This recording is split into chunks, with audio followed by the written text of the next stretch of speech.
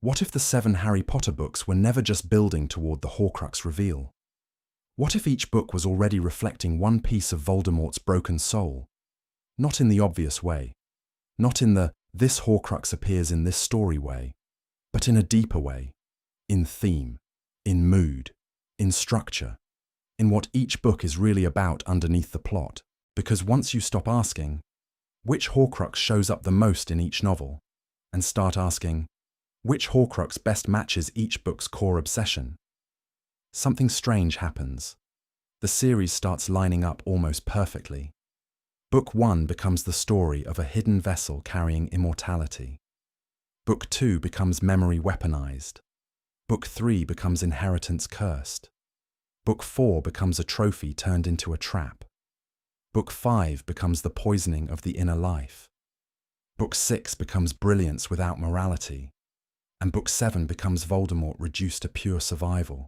And the craziest part is, the matches that seem weird at first may actually be the strongest ones.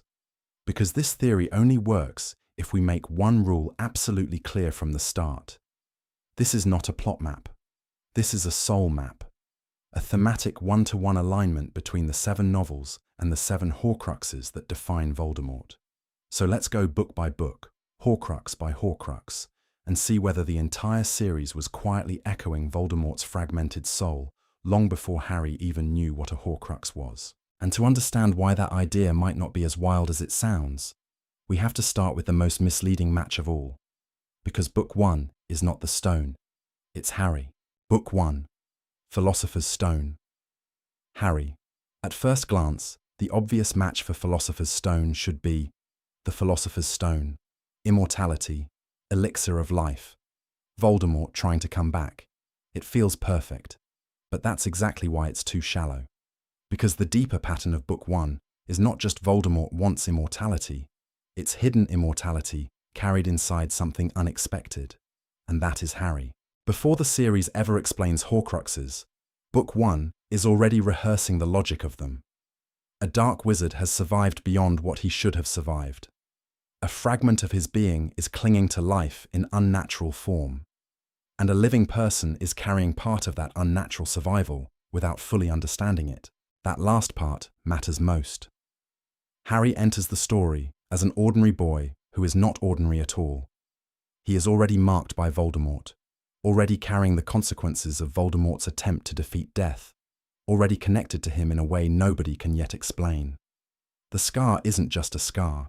It is the earliest sign that Harry himself is a vessel of something hidden. That is why this pairing works so well. Philosopher's Stone is a story about a child carrying a mystery inside him before he even knows the language for it. Even Quirrell points toward this structure. Voldemort is not alive in a normal sense. He is attached, parasitic, housed in another person. The series is already experimenting with the idea of soul presence living through a host. It is already asking the question the later books will answer outright. What does it mean when a human body is carrying more than one life, more than one will, more than one self? And that's why Harry, not the stone, is the true match for Book 1. Because the first novel introduces the deepest Horcrux idea in the entire series long before the term ever appears. A living vessel, unknowingly carrying the secret of immortality. But that is still only the beginning. Because if Book 1 is the hidden vessel, then Book 2 is the moment the hidden thing learns how to speak. Book 2, Chamber of Secrets, the diary. This is the cleanest match in the entire theory. No stretching, no forcing, no symbolic gymnastics. Chamber of Secrets is the diary. But the deeper reason is not just because the diary appears there. It's because Chamber of Secrets is the book where the past stops being dead. That's what makes the diary so terrifying. It is not just an object storing memory.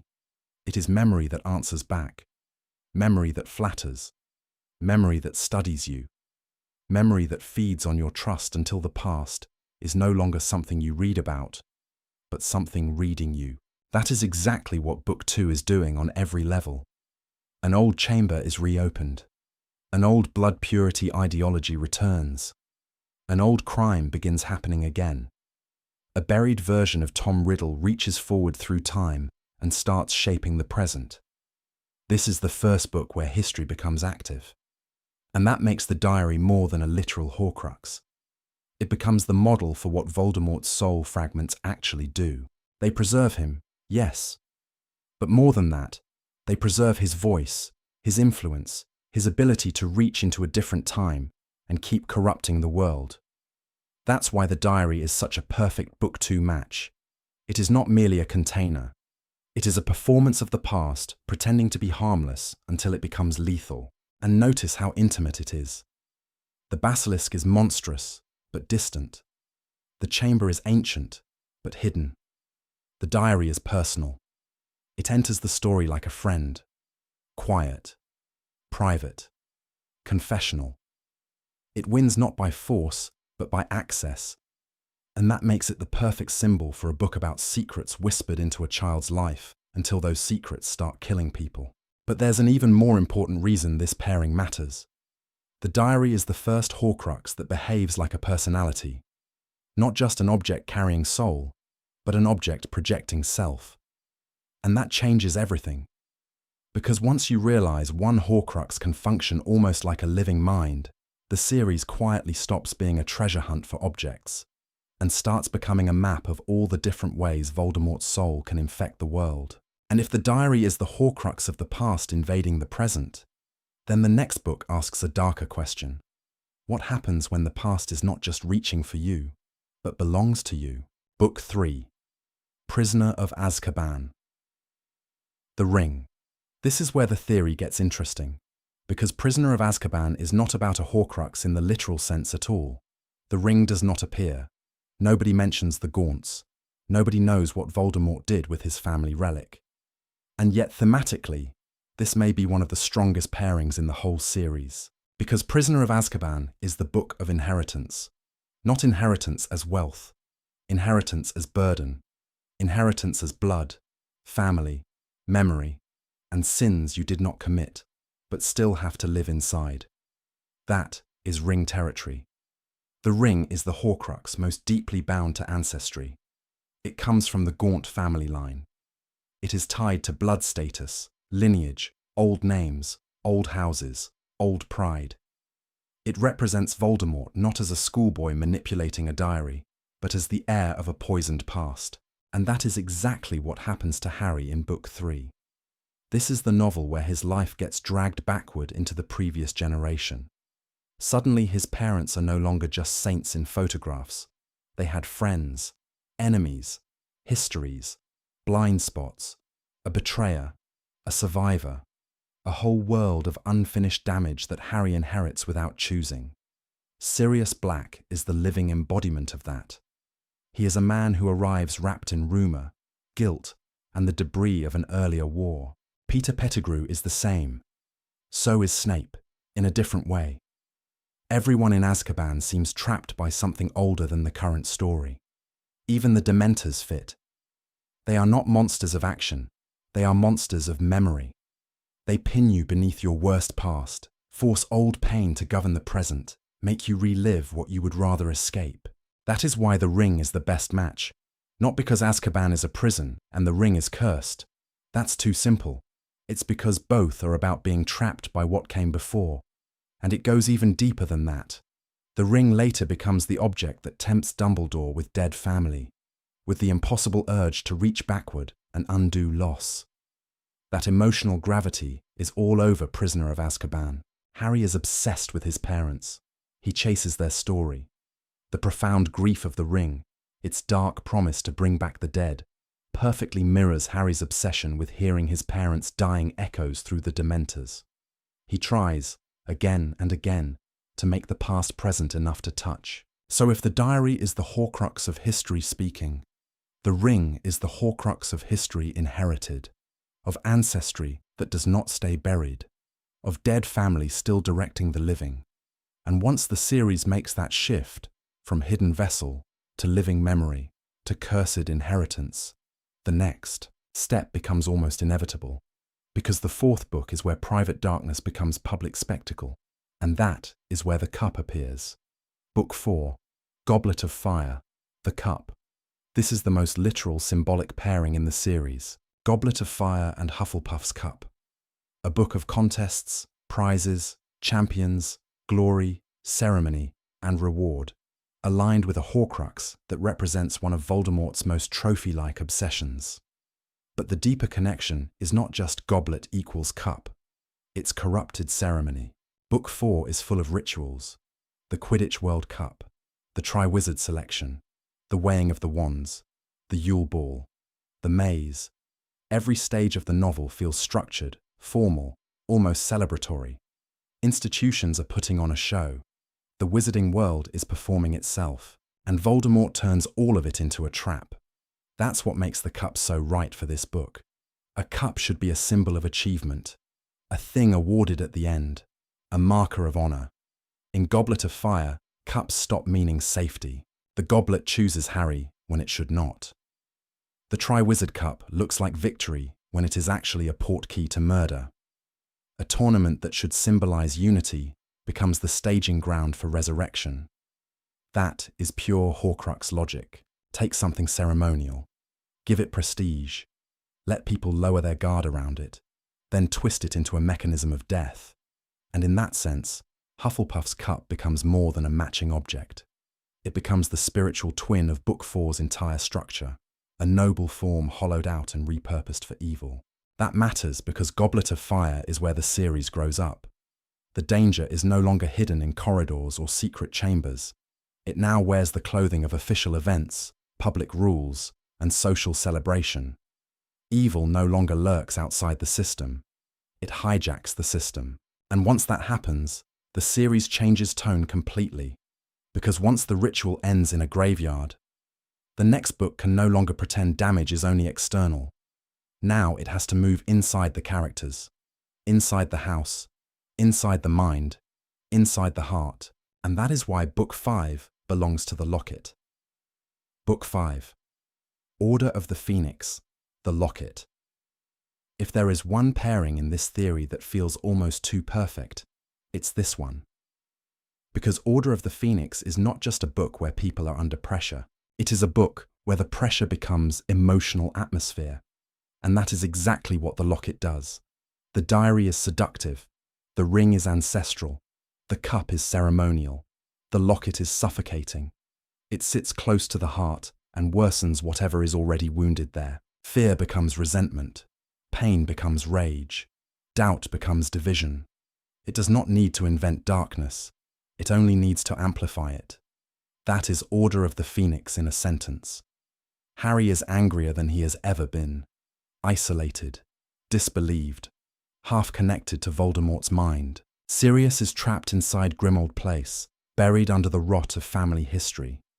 The Order itself operates in a house filled with old prejudice, old bitterness, and the lingering poison of the Black family.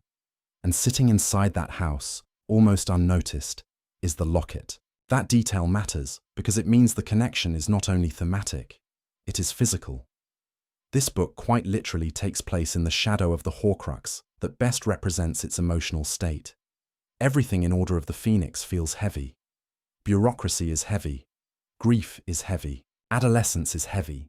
Even the rebellion of Dumbledore's army feels like it is growing under pressure rather than in freedom.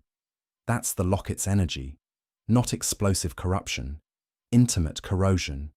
And that is why this pairing goes beyond symbolism and into mood. If Order of the Phoenix had a texture, it would feel like wearing the Locket, the constant irritation, the defensiveness, the way love and loyalty are still present, but under strain, the way every insecurity gets louder in enclosed spaces. And then the ending makes it even darker, because the whole book is about trying to resist emotional manipulation, by the Ministry, by Umbridge, by Voldemort himself. And Harry still gets drawn into the trap at the Department of Mysteries, because the boundary between his mind and Voldemort's has become too thin. That is the same kind of danger the Locket represents, a corruption that works through closeness, not distance, not spectacle, proximity, which is why Book 5 is the point where the Horcrux map becomes truly psychological. And if Book 5 is the soul fragment that poisons feeling, then Book 6 must be the fragment that corrupts thought, which brings us to the most underestimated pairing in the whole theory. Book 6, Half-Blood Prince, the Diadem. At first, this sounds strange. The diadem barely registers in Half-Blood Prince compared to how central it becomes later. So why pair it with Book 6? Because Half-Blood Prince is the novel of hidden brilliance, of intelligence detached from ethics, of knowledge that feels empowering right up until the moment it reveals its moral cost. That is the diadem. Ravenclaw's lost relic represents wit, insight, mental distinction. The idea of the diadem is elevated intelligence, exceptional thought, the crown of cleverness. Now look at what Book 6 is obsessed with, a secret textbook that makes Harry feel more talented than he is. Slughorn cultivating gifted students almost like collectibles. Draco carrying out a brilliant, concealed plan. Dumbledore giving Harry private lessons about Voldemort's mind. Tom Riddle himself being reconstructed in memory as a dazzling student whose brilliance always hid something rotten underneath. Everywhere you look in Half-Blood Prince, intelligence is being split away from morality. That is why the Prince's book matters so much. It is not evil in itself, but it offers the exact temptation the diadem symbolizes, the thrill of superior knowledge, private advantage, hidden mastery. Harry doesn't just like the book because it helps him. He likes what it makes him feel like, exceptional. And that is a very Voldemort-adjacent temptation, because Voldemort also turns intelligence into entitlement. He does not see genius as a responsibility. He sees it as permission. That is what makes the diadem the perfect match for Book 6. It is the Horcrux of elevated mind, corrupted by ego and concealment. Even the setting reinforces it. The diadem is hidden in the Room of Requirement, the same secretive space that becomes bound up with concealment, stored power, and unseen danger. Book 6 is full of hidden rooms, hidden motives, hidden identities, hidden alterations in textbooks, hidden memories. It is a book where almost every important thing is partly veiled. And that makes its tragedy inevitable. Because when knowledge becomes secret power, it always stops feeling like truth and starts feeling like control. That is Voldemort's genius. And it is also his weakness. Because by the end of Half-Blood Prince, the brilliance has curdled completely. Dumbledore is dead. Snape escapes. Draco is shattered. Harry now knows what Horcruxes are, but knowledge has not made him safe. It has only made the darkness legible, which means Book 7 can do what the series has been moving toward all along. Strip away the relics, strip away the school, strip away the mystery, and show what Voldemort is when nothing is left but the final raw tether of life. Nagini. Book 7. Deathly Hallows. Nagini. This is the endgame match, and it works because Deathly Hallows is the book where Voldemort loses all grandeur. Think about what the other Horcruxes are. A diary, a ring, a cup, a locket, a diadem. They are relics, heirlooms, symbols, objects with history, prestige, and style. Nagini is different. Nagini is alive, moving, hunting, guarded, instinctive. And that is exactly what Voldemort becomes in Book 7. The war has stripped away ceremony.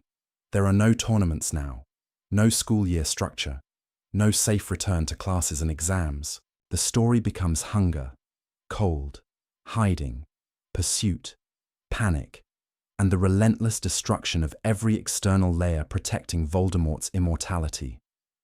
By the time we reach the final stretch, his soul is no longer distributed through beautiful historical trophies. It has been reduced to one last living container he physically keeps near him. That reduction matters, because Deathly Hallows is the novel where the fight stops being symbolic and becomes biological. Kill the snake, or he lives. Protect the snake, or he dies. The final tether is no longer elegant. It is animal. And so is Voldemort. He becomes more frantic, more exposed, more reactive, less like a dark prince of wizard history, and more like a creature defending its last remaining piece of survival. That is why Nagini is the perfect Book 7 match. She is not just the final Horcrux in the practical sense. She is the revelation of what Voldemort has been reduced to. Pure survival instinct. A soul so broken, it no longer hides in crowns and heirlooms, but in a living predator coiled beside him. And once Nagini dies, the illusion ends. No more fragments to buffer him from mortality. No more layers. No more distance between Voldemort and death. And that is what makes this whole 7-book map so satisfying. Because it means the series was not merely saving the Horcrux twist for the end, it was echoing it the entire time. So here's the full pattern. Philosopher's Stone is Harry, the hidden living vessel of unnatural survival. Chamber of Secrets is the diary, the past weaponized into personality. Prisoner of Azkaban is the ring, inheritance, bloodline, and dead history gripping the living. Goblet of Fire is the cup, ceremony and reward twisted into death. Order of the Phoenix is the locket, the soul fragment that poisons the inner life. Half-Blood Prince is the diadem, brilliance severed from morality. Deathly Hallows is Nagini, Voldemort reduced to instinct, guarding his final breath in living form. And no, that does not mean Rowling secretly labelled each novel with a matching Horcrux from the start in some explicit one-to-one code. But it does suggest something more interesting, that the series may have been circling the same 7 spiritual ideas long before it named them. Immortality, memory, inheritance, corruption of honor, emotional decay, intelligence without conscience, and survival at any cost.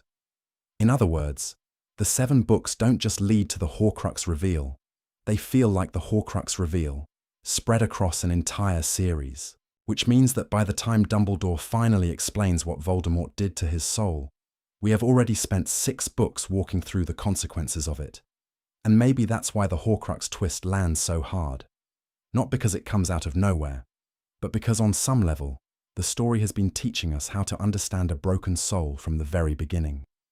1 book at a time, 1 fragment at a time, 1 piece of Voldemort, hidden in the shape of each year at Hogwarts.